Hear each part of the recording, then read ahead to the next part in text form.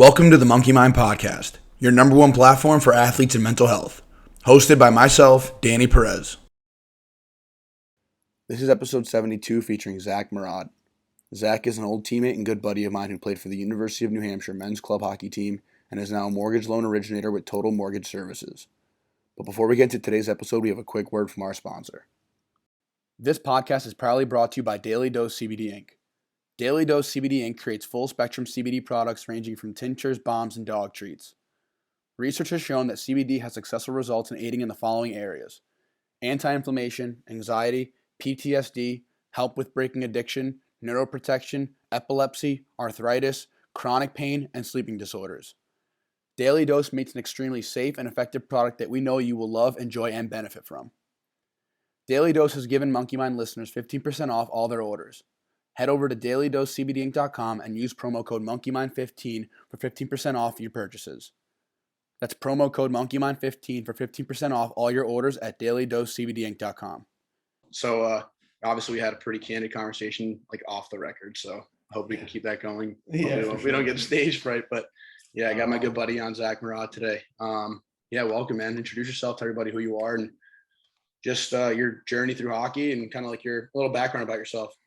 Yeah, for sure. Thanks first and foremost for having me. This is awesome. I'm happy to be a part of, what you're doing. I think it's awesome and looking forward, like I said, to be a part of it. My name is Zack Mourad, originally from Morristown, New Jersey.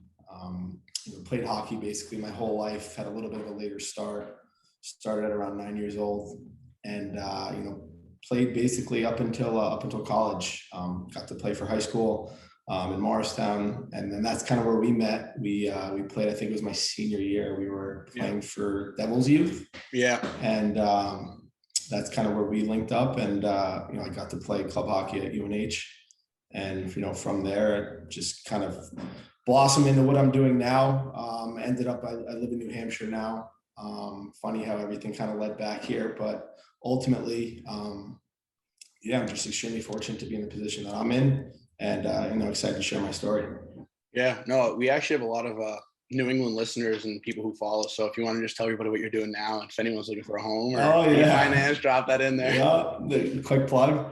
So I'm fortunate enough. I'm in the mortgage business, kind of like your pops. I do residential mortgage lending.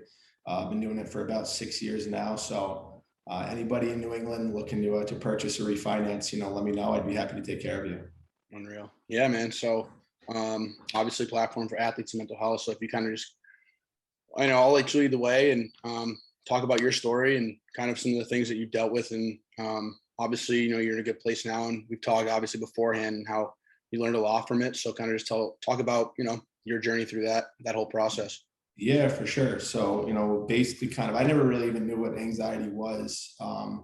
Both of my parents don't really experience it. It's kind of old school. And it was my first introduction to kind of mental health awareness, if you want to call it that, was probably my freshman year of high school. Growing up in a small town where basically like any other New Jersey town, everybody kind of knows everybody. You're pretty fortunate to not really step outside of your comfort zone because you're so accustomed to everything. You've spent your whole life next to these people. Going to a middle school with 60 kids. So not really much room to step out of a comfort zone. And then the next thing you know, you're going to a high school with 3 other towns, 1,400 students. So you talk about getting a little overwhelmed and stepping outside of your comfort zone. That was kind of the biggest thing for me. And it's kind of funny because it kind of initially started from a social aspect. You wouldn't really know it now, just basically I have to be, as social as I am for work every day. And, I love talking to people and I think it's great. And that's, kind of what I pride myself on is always being willing to talk to someone or be personable. So you wouldn't really know it now, but that initial plunge into meeting new people kind of all started where my anxiety kind of stemmed from and being able to overcome a little bit of adversity, call it. Going to a new school. I was fortunate enough to have my brother graduate before me. I wasn't necessarily at school the same time as him, but when you have somebody who kind of have other people, some juniors and seniors look over you and kind of take you under their wing, it was a nice introduction in that standpoint. But ultimately, that was just kind of a big plunge into a different type of world that I've never really seen before, and going to a place where you basically have to almost reinvent yourself. Um, and that's kind of, kind of where my mental health awareness kind of started. Yeah, and you said that kind of stemmed even beyond that first initial, I guess, introduction into it as like going into high school and all that, and kind of extended throughout your whole high school career. And which is kind of funny that we talked about that because when I played with you and the first time I met you it was like you said, our senior year, we were playing Devil's Youth, and you didn't seem like a type of person. And I was going through the same exact stuff. Like Yeah. I'd be having the panic attacks at night, waking up, like trying to, go deal with that. And it's funny, like you were dealing with the same sort of stuff, maybe not to the same degree, or maybe more, who knows? But it's just funny how you were dealing with it and kind of no one really knows. And Yeah. you're kind of just battling that silently. And I just think that that's super interesting that, people amongst you are going through some stuff and, you'll never find out until now we're talking about it years later. Exactly. Exactly. And it's kind of funny because that's kind of the beauty of a sport like hockey. Not only do you kind of have form that brotherhood, I mean, you can get thrown into a locker room with 25 people and you'll consider those people your best friends for that, that season or that time being.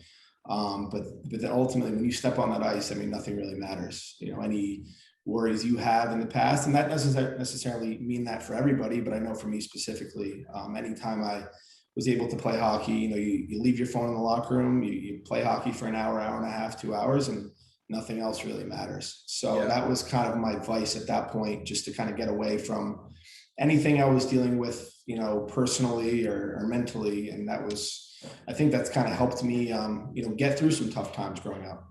Yeah, no, definitely. I think hockey's sports in general, or having like a hobby that you're super passionate about, is definitely something that can be such a great outlet for people dealing with things like that. Um, but it's just funny, like for me, it came to a point where I think I, in ways, was like putting up too much pressure, and it kind of maybe went the other way. And I was kind of Yeah. dealing with anxieties from sport and like expectations and like Right. the way that I set my goals. And I was too goal focused. Like we talked about a million times on here, I was too goal focused as opposed to just enjoying playing in the process of getting better. I think the anxiety of like, I got to be here and I got to do this, I got to do Right. that. Like I got to make it to this level by this time. It's like, then it becomes detrimental. I think, I don't know. I think a lot of people experience something like that. Did you ever feel that you had kind of those similar emotions or experiences with hockey or in sports in general? I think I've always wanted to put that type of pressure on myself. I always felt that if my back was against the wall, I kind of rose to the occasion. I always wanted to be the guy like anybody else, would want in high school sports and even after that. And I think, yeah, it's just putting that pressure on yourself. I mean, there was times, I mean, I initially tried out for Morristown to be, I tried out as a defenseman. I'm naturally a forward, but I wanted so bad to make that hockey team. I knew they looked a little light on D, and I was like, screw it. I'm going to go play D. I'll gain the red line any day and dump the puck in. And that's all you really got to do. Yeah. So I was at such a point in my life where I was just looking to better myself and meet the expectations I had internally rather than externally. But also you want to make sure that, I mean, that's hockey growing up. You want to be the guy that everybody looks to. You want to be the person that people talk about after a game or something like that. So yeah, I mean, it's, there's times you come up short and it's worn on me mentally, but at the end of the day, it's, you move on to the next game. And I try not to let it wear on me too much because I know it'll put me in a pretty dark place. Yeah, no, exactly. I mean, I think everyone can relate to that. I think everybody has these high expectations for themselves. And then when you do feel you come up short, you feel like a failure. But at the end of the day, that isn't the case. And it's just being able to manage those expectations, and why I think it's so important to consistently reiterate that you got to get lost in just the enjoyment of things that you're doing. And then from there, I think success comes. And obviously getting lost in the enjoyment of the hard work. And Right. from there, that's when you enjoy the process, and the success comes from that. And I think hard times breed, tough people and things like that. So I think I just actually heard a quote recently today. There's like an egg analogy, and it can definitely be applied to dealing with things with mental health. And it's that an egg can go one or two ways when it's in boiling water. It can crack, or it can turn into a hard-boiled egg that you can eat. Right. So it's like kind of like the same thing. You know what I mean? Either you flourish in that pressure, or you crack. And I've been guilty of cracking for sure. And letting my emotions get the best of me. And you kind of like what we talked about, it's just like everyone goes through this stuff, and you have to know that you're not alone, and just a matter of changing your perspective of the situations that you're put in, and understanding that, hey, like this is hard and this is a tough situation. And I can't let my emotions get the best of me and allow me to sink into that dark place, which I'm guilty of allowing that happen to me. Right. For sure. And it's like, honestly, I mean, we're only human. Everybody, obviously, as much as people want to, put that front on where it doesn't let them get affected, but, we're only human beings at the end of the day. And Mhm. it's up to us to, cope with it one way, or, rise above the occasion. There's just different ways to look at it. But ultimately, at the end of the day, it boils down to just being a human being. And, anybody who's gotten where they are today never had an easy road. As much as you want to think that someone got lucky, or there's a story behind it for sure. Exactly. I know you're a pretty social kid, and I know you're a very enjoyable kid to be around, have a great personality. So it's funny to hear you say that, kind of like going into that environment um, in high school and other things kind of shook you up a bit in a sense, I guess, so to speak, for lack of a better term. But kind of one of the things that I want to segue into with that was, what did you find that helped you cope? And what were the kind of things that like were triggers that helped you learn from these experiences? Um, because like I said, like you felt, I guess, anxious in certain social situations and being in, different groups, but the Zach that I know has always been super personable. So obviously you kind of figured that out. And you're obviously super successful with hockey and with what you've done with Total Mortgage. So kind of talk about some of the things that you've done to kind of help you overcome this and cope with kind of some of the things you've struggled with. Yeah, for sure. I mean, honestly, anytime you play a sport, it allows you to, find that sort of people who find common ground with you.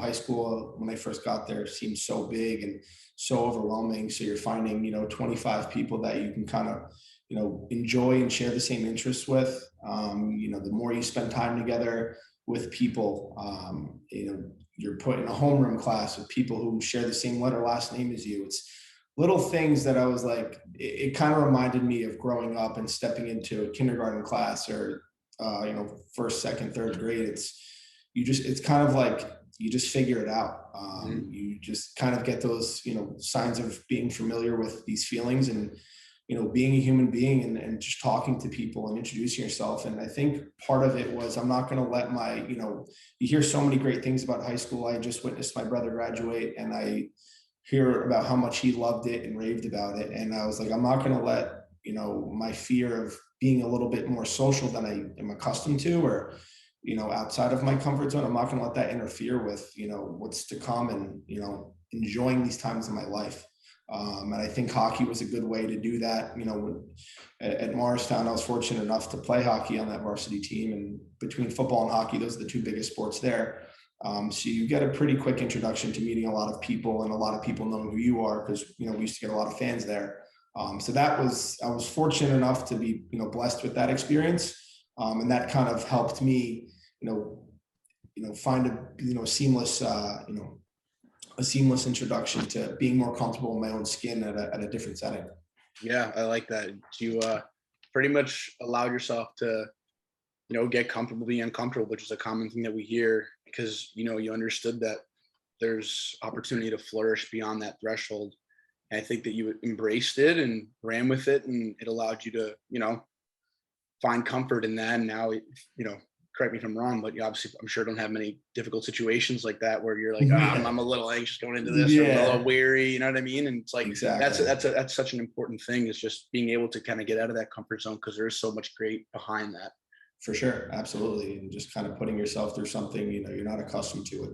You really find out who you really are. Mhm. So Yeah, and it's good. obviously, if you don't mind, if you don't want to touch on it or whatever, but just kind of, what was your experience? Have you ever seen a therapist to kind of help you out with any of these things, or were you just kind of like going at through it as you did, and kind of learning as you went along, or did No, you ever I seek don't. external help?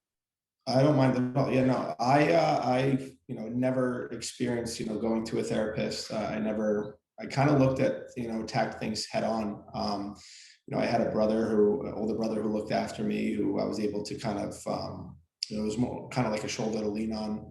I had a pretty big, group of friends. A lot of my friends were from Mars Plains, which is where I'm originally from, which is like that smaller town. Who kids knew me from basically diapers. So I always kind of had that sense of comfort, and that's kind of the thing. And what I pride myself on today is I'm not afraid to tell the people who really know me how I'm feeling. Like I don't, Mhm. I obviously talk to my parents a bunch, and they've been able to kind of help me out and basically talk me through a bunch of things and their past experiences. And between family and friends, I've just found a way to kind of hone in and trust myself and believe in myself to get through whatever I was facing mentally. Yeah, I think it's important that you mentioned that, being able to talk to people about your emotions. I know that sometimes it's not as easy, but those things can weigh on you, and the more you hold them in, the more they weigh. And Right. it's just never a good approach to go about, I don't know, dealing with the things that are kind of stuck in your head. So I'm happy that For you were able to sure. mention that. Yeah, for sure. How about what's the transition been like for, into your work life now from hockey, and kind of how you've taken the things that you've learned growing up and from the sport and translating that to the working world, and dealing with those sort of challenges that come with that. Yeah, for sure. I mean, anytime you make that jump into the real world, it's overwhelming. It's kind of, you touch back on that feeling of anxiety I felt when I was like a kid going into high school again. It's, you have these expectations of yourself. You have this scenario or this theory in your head, you want it to pan out this certain way, and unfortunately, it doesn't work that way. Obviously, this is a little bit more of a broad setting. I ended up graduating from UNH, ended up moving home for a year, and I ended up finding a job that allowed me to get my mortgage license. They would teach me, help me get tested, help me pass my test. And it was basically a call center, strictly doing refinances. So, that had worked out for a little bit, but in reality, it didn't seem like it was the end goal for me. I pride myself on, building relationships. And unfortunately, when you're doing refinances, you're not experiencing these conversations on a daily basis with realtors and other referral partners. So that didn't really work out. I was there for about 8 or 9 months, and then ended up took some time off, and then ended up moving up here to New England. And kind of, it's tough because you're moving away from home for the second time, and obviously there's anxieties that come with that. But then ultimately, you're building your business on something that's referral based. So I'm fresh out of college at this point, maybe a year out.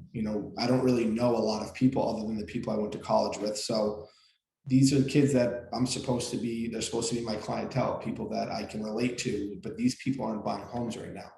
So now I find myself in this position where I don't really know anybody. How do I get my name out there? And this boils down to getting outside of my comfort zone. It took a while to really, find a groove and get some traction in this business, which in real estate, that always happens. It's as expected. And I kind of came to an ultimatum a few years ago, a couple of years back, where I was giving myself like a 30-day trial. I felt sorry for myself. I was down on myself.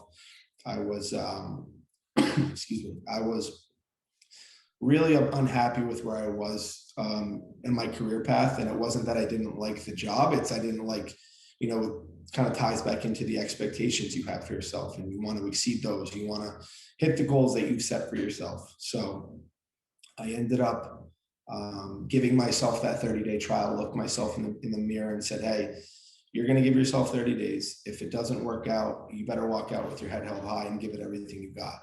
I didn't really, at this time, I didn't, have a plan. Otherwise, I was going to maybe go look for another job. Next thing you know, within those 30 days, I'd probably say a week or two in, something just clicked. One client turned into two clients, turned into three. I think that month alone, I probably closed 7 or 8 deals. And it just kind of, skyrocketed from there, and put me in the position that I am today. And now I'm fortunate enough to be in the position where I'm able to, kind of help people's dreams become a reality.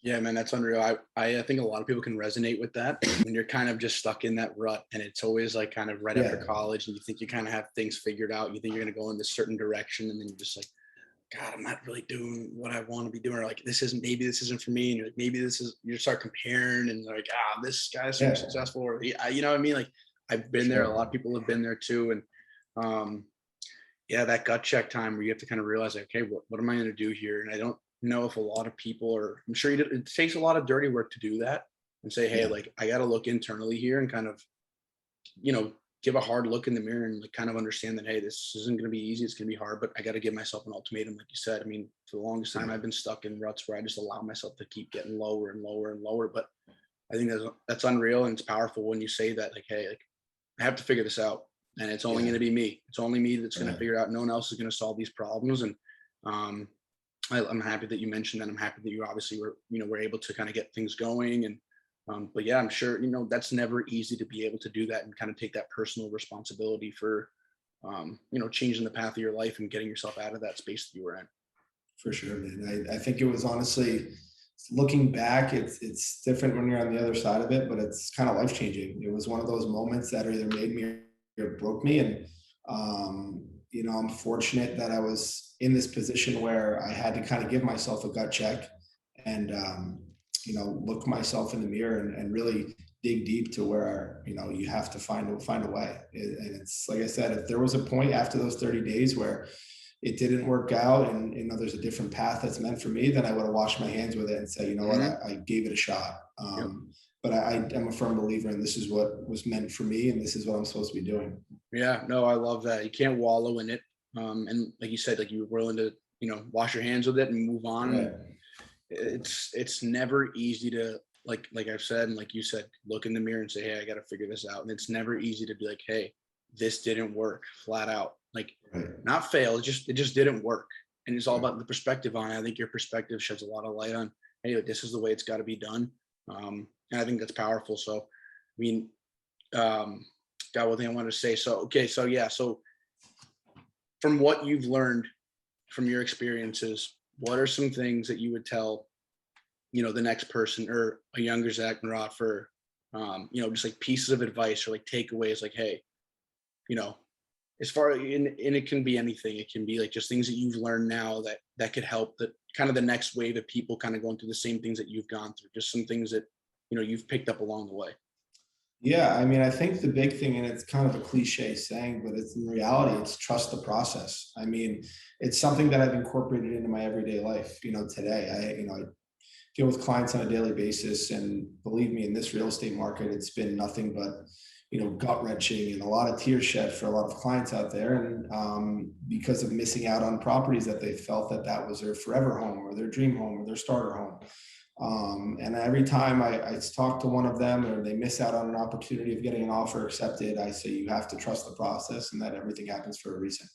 Because there's been too many times that I've had a client who puts in multiple offers. I'd probably say north of 20 offers, and the 21st offer gets accepted, and he's like, "This was the home that I'm so happy that I'm in." And we'll get to the closing table, and I'll just be like, "I told you everything happens for a reason," and I'm a firm believer of that. So I think it's, you can't try to force anything. And it sounds pretty cliche, but it's reality. I mean, life's meant to pan out how it's supposed to pan out. And I think that when you try to put too much of a strain on it and try to, it's just, you kind of just let it flow and follow life's lead. Everything's meant to happen for a reason, in my Yeah. opinion. No, yeah, I totally agree. I'm curious because it's kind of how I felt with the way that I feel towards anxiety and stuff. I think curious what your opinion is on this, but when I kind of find myself getting anxious, I mean, it to me, it's like a signal, like, hey, I got to make a change. Something's got to kind of give here, and I think for me, I use it as a good indicator that something isn't entirely aligned, and that can go for Right. anything. That can go For for anything in sure. my life because there's so many things that are factors in our lives, and I think anxiety kind of plays a role in like, hey, there's things in here in your life that are going on right now, whether it be people or situations or things that you're doing that, hey, you probably shouldn't be doing this. Right. Yeah, absolutely. I think it's kind of like an alert that goes off that's saying, hey, I don't like this for you. And this is something, like you said, have to make a change. And I couldn't agree more. I think anxiety plays a part in everyone's life differently. Hmm. But ultimately, yeah, I mean, I think that for sure, that's definitely my body's way of telling me that, hey, figure this out because Yeah. I don't like it. Exactly. Yeah, no, I couldn't agree more. But yeah, man, I don't know. I don't want to take up too much of your time here. I don't know if you have any final words, but I just want to say that I'm super appreciative of you coming on and being vulnerable enough to tell your story. And I think this is going to help out a lot of people who have gone through the same things that you have. whether it be from like the social aspect of things, like the transitionary aspect of things. And I think this has been awesome. So I just want to thank you again. But if you have any Yeah, for sure. final comments or words or nothing. But yeah, No, no, man, I'm pumped to obviously this podcast has grown legs, and I'm looking forward to seeing more episodes come out. And I just, like I said, I'm really appreciative to be a part of it. So, like I said, I'm looking forward to seeing where this goes. yeah, I appreciate it, man. Just give a quick plug to a Total Mortgage again, so that way everyone can. No, but yeah, no, but I appreciate it, brother. Yeah, of course, man. Thanks again for coming on. Yeah, no problem. Thank you.